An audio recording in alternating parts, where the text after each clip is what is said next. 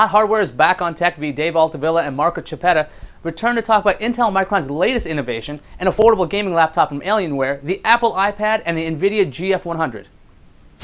Save time and money by skipping business trips and using GoToMeeting. Visit gotomeeting.com/techpodcast and get 30 days for free. So Dave, Intel and Micron are working together on some new NAND Flash. What's the news on this?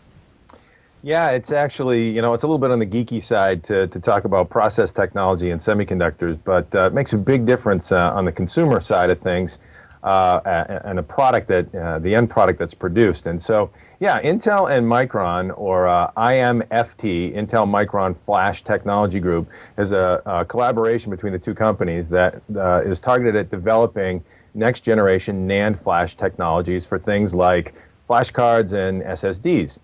And what they've come up with is a new 25 nanometer, bleeding edge 25 nanometer semiconductor process technology that allows, basically addresses two critical issues relative to solid state storage, and that is density and cost. So real good breakthrough there, and going after the kind of what really are the limiting factors for consumer-based solid state storage. So with this new partnership, are they coming out with anything soon? What's the timetable on the release of this thing? Yeah, they're talking 2010, so first half 2010 release. Towards the end of 2010, so second half 2010. Okay. And what we're talking about here is 25 nanometer process technology, which previously the smallest die geometries we could see on NAND Flash was 34 nanometer. So it's roughly about a 35% reduction in die geometries. But when you talk about how that affects on a wafer level the number of die and the density of chip you can get out of a single chip, it's pretty amazing. They're able to produce now an 8 gig MLC NAND Flash device on a single chip, 8 gigs of storage. So pretty amazing stuff. That's some pretty amazing stuff. That does sound pretty interesting. Marco, I'm hearing that Alienware also has something interesting going on, an affordable laptop that's a gaming machine. Now, when people say affordable on a gaming machine, they usually start cringing because that means it's going to be underpowered. What makes this laptop special? So there's a couple things that make it special. First is the form factor. It's an 11-inch notebook, but it's got nice full-size keys. It's got a lighted keyboard, discrete GPU, so it's perfectly capable for gaming, and it's built around Intel's processors. It's basically just a shrink of Alienware's M17, just in an 11-inch form factor. It's a really beautiful machine. What kind of resolution is it running? I mean, if it's only 11 inches, I don't know if you can do a full 1920 by 1080, or what exactly is the resolution on this device?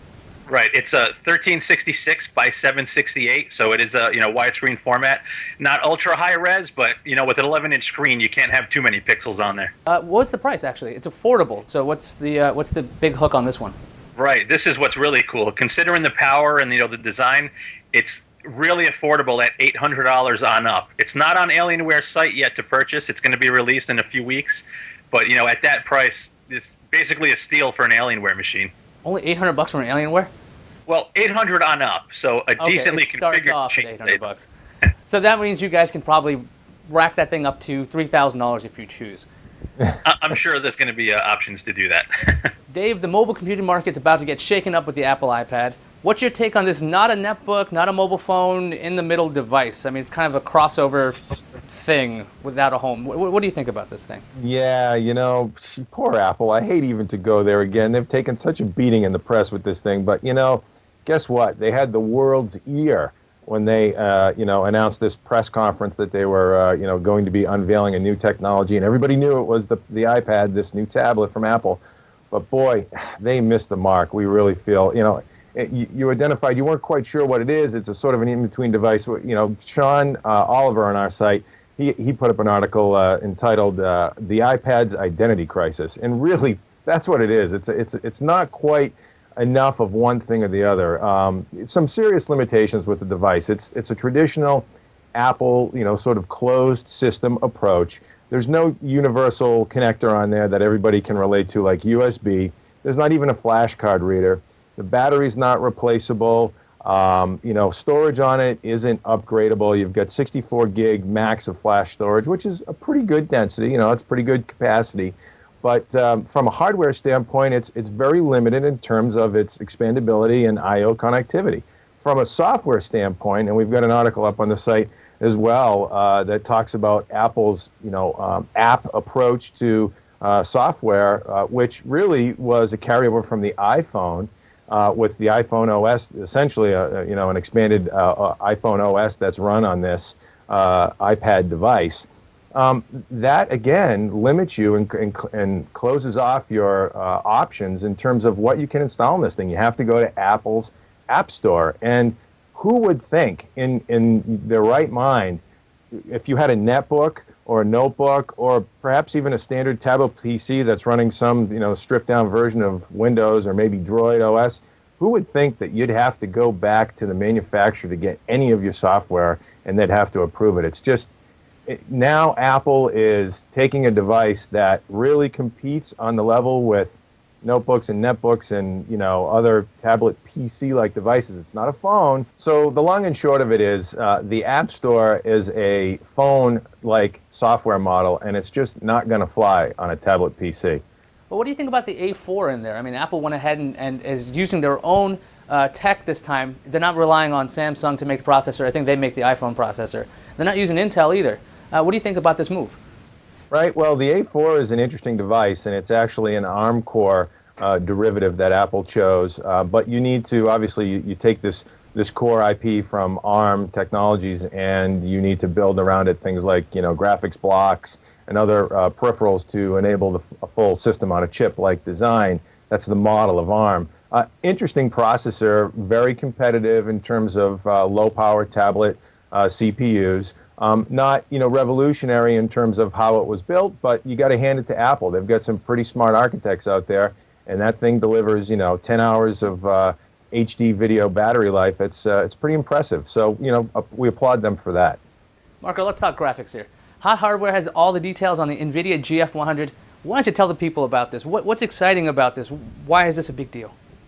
So what's exciting is that NVIDIA finally revealed some of the gaming specs related to their upcoming Fermi GPU architecture. For the last few months, we've been hearing a lot about the compute performance of the GPU and not a lot about what it's going to do for gamers. So we still don't have hardware, but out at CES, we got a nice deep dive briefing that explained a lot of the gamer-oriented features of GF100. It's basically going to be more powerful than two GTX 285s linked together in SLI. It's going to be a super powerful GPU. So this thing is going to be able to run some serious games we're talking about. Is there a game out there that can break this yet? Well, we can't really say. So here's the thing. On paper, the architecture looks very powerful, but it's up to NVIDIA to see what kind of clock speeds they can hit and how they deliver final retail product. So if they're able to hit decent clock speeds and yields are okay on a GPU this size, it's a 3 billion transistor GPU, then yeah, it's going to be super powerful. It's probably going to outpace a Radeon 5870, not quite catch the 5970. But yeah, there's no games out there today that are going to tax it, should it ship sometime soon. So this is a challenge out there to the game developers right now. You got to beat this thing up. Because this thing's got to be old tech. I would imagine in about 3 months there'll be something more amazing. That's just the way of the graphics cards there is. Dave, there's a contest going on HotHardware right now, and I think there's one coming up. Could you fill the people in on this? Sure, yeah. Actually, we're just closing off the final day of our HotHardware and Origin New Year's sweepstakes. It ended actually yesterday, January 31st. So the folks, you've missed out on this one. But every month we give away a new PC, a new gaming rig. And today it was Origin PC, Origin Systems, that has collaborated with us. They're former Alienware executives that started up this new gaming PC company, Boutique PC. And it's a pretty impressive system. Stop by the site, take a look, and stay tuned for next month's contest. You can find out all about the stuff we talked about at HotHardware.com. Marco Chiapetta, managing editor at HotHardware. Thanks for being here. And Dave Altavilla, editor-in-chief. Thanks for showing up. And remember, people, you can find TechV everywhere, including Blip, YouTube. You can probably play it on the iPad, even though Dave hates it. So that's all for now. We'll see you guys later.